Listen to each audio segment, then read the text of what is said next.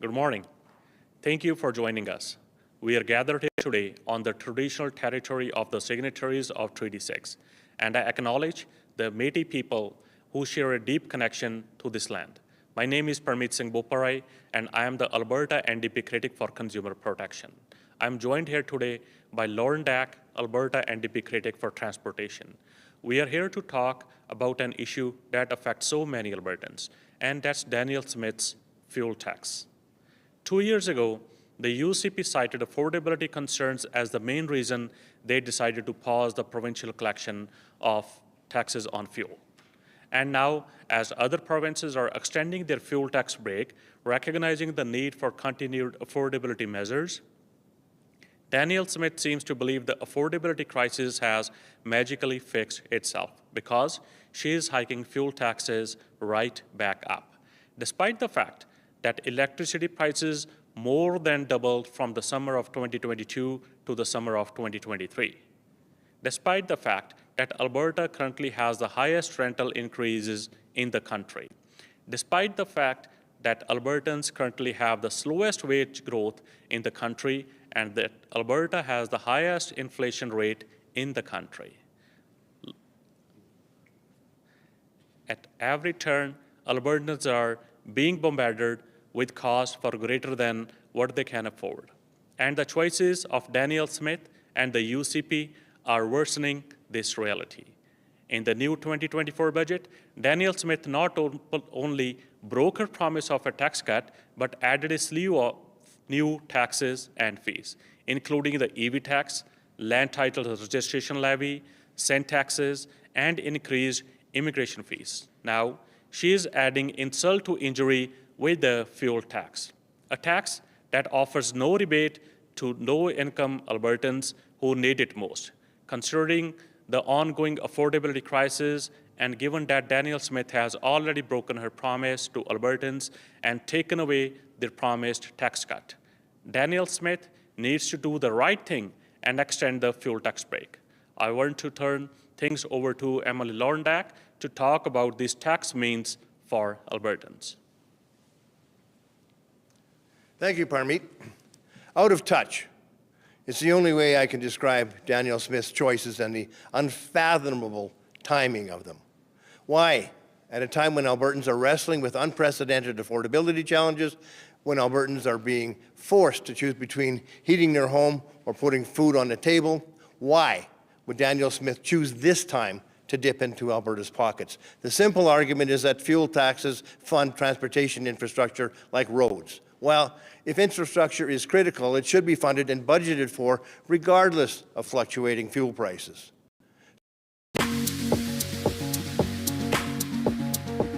Bottom of this, and I'll admit for a brief moment I thought maybe, just maybe, this is an April Fool's prank. Maybe Danielle enjoys a good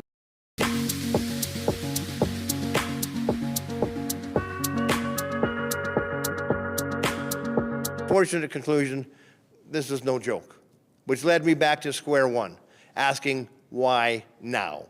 Based on the UCP government's own calculation, their increase in the fuel tax on April 1 will cost Albertans $430 million.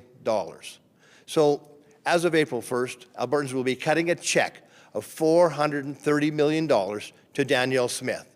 April 1st is more than just April Fool's Day, Easter Monday, and Boomer Bonus Day. It is also the Honourable Danielle Smith's birthday.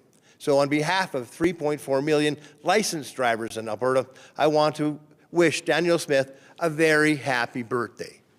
Thank you very much.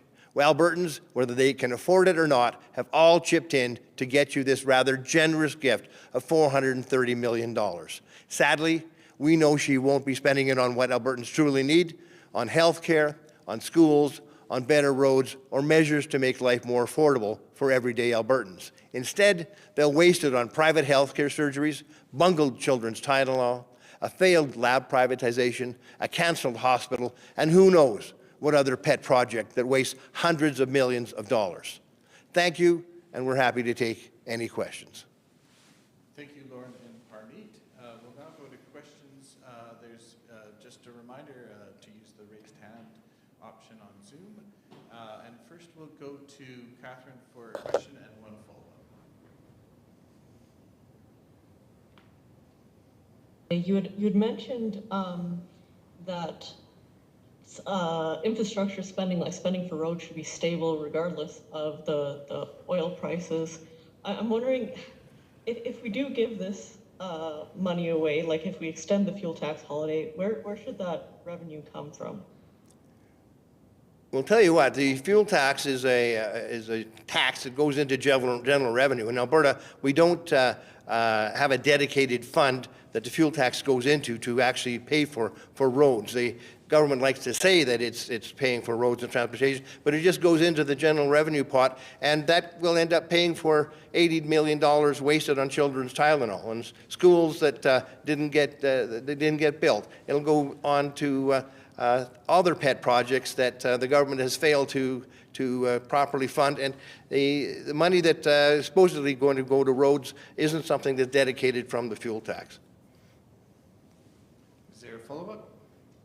Yeah, and speaking at the committee just now, the Premier said, well, they actually basically had $7 billion in revenues that weren't collected as a result of the affordability measures, and it couldn't go on forever. I mean, what would you say to that they can't do these affordability measures forever? I didn't quite hear the question. What would you say to the Premier when she's saying they gave away $7 billion in deferred revenue from their various affordability programs? What would you say when she says they can't keep those affordability payments going forever? Who gave away? Who are you referring to? The provincial government did not collect revenues from various things through the affordability measures. So, for example, from the deferred fuel tax, for the affordability payments, electricity, etc. Oh, okay. So you're basically saying, asking me to respond to the money that they're leaving on the table from federal governments, or?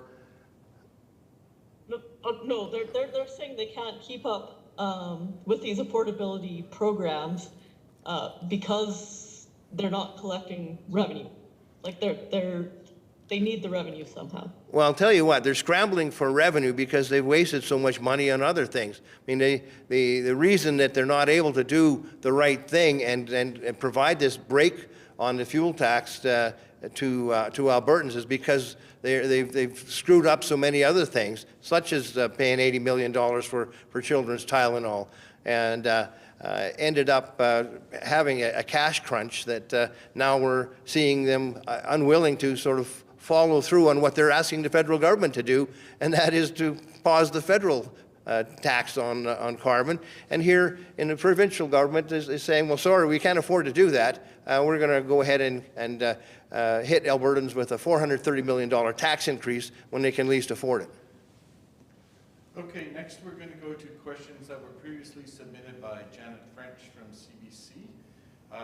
This is for Lorne, I believe.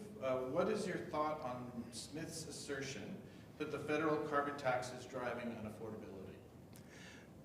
Well, there is a rebate that goes to about 80% of Canadians on the federal tax, and the affordability crisis is driven by a lot of other things, and a lot of it is the international instability that's causing the general increase on fuel prices and gasoline prices. We saw in the last few days, we went up to, in Alberta, about $1.51 a liter, and that's before April 1st, when these tax hikes come into play, when Danielle Smith is going to hit us with $430 million that we can ill afford. So there's a lot of other things that are playing into the affordability crisis that have nothing to do with the carbon tax.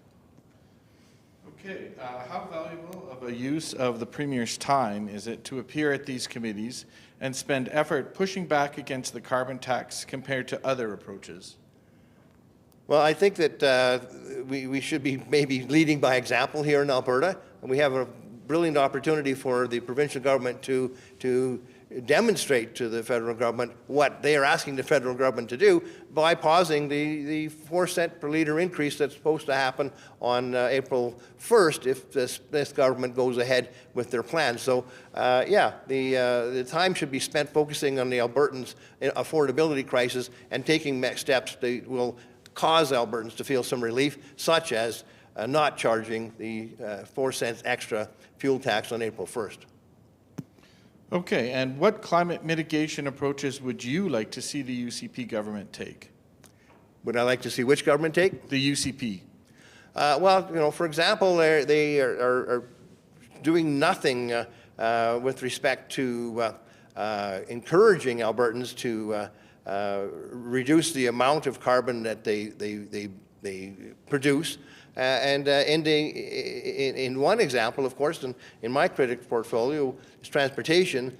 Electric vehicle owners are being penalized by another $200 a year annual tax increase on the registration fee instead of doing what other provinces are doing and incentivizing the purchase of renewables. They seem to have a hate-on for renewable energy rather than looking to grab a hold of innovative new technology and do what we do in Alberta best and move forward with new things.